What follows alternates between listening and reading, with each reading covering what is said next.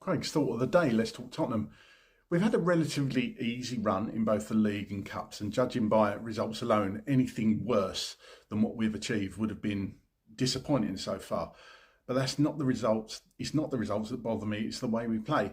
The patterns of play, the setup, the lack of identity. It's frustratingly dull to watch with little sign of what the team is trying to build toward.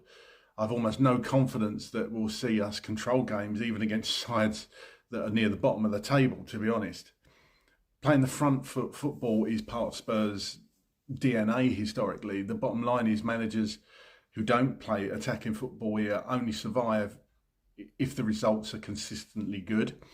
The moment the results dip, so does the support, it would seem. I don't know if Frank will succeed. What I do know is that he's inherited a team that finished 17th last season, but which the league position was sacrificed to give us the best chance of a trophy, which we of course won. On top of that, we've lost our most two productive players during the last 2 seasons or so.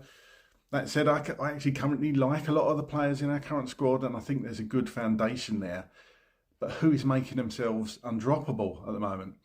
I also think there's a lot of fans that came to the club during the Pochettino era that still expect the same level of football and success. Not that they actually won anything, but you know what I mean. But we're not in that era anymore, and I have to keep telling myself that too.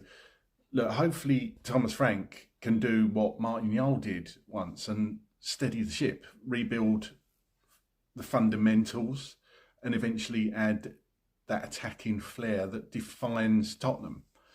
But it won't happen overnight. You can't take a squad coming off its worst ever league finish and expect them to suddenly become title contenders. And look, I have to keep telling myself this as well. So I suppose my thought of the day, and indeed my question of the day to you guys is Thomas Frank the man to take us forward and lead us to the promised land that our now departed chairman Daniel Levy spoke about?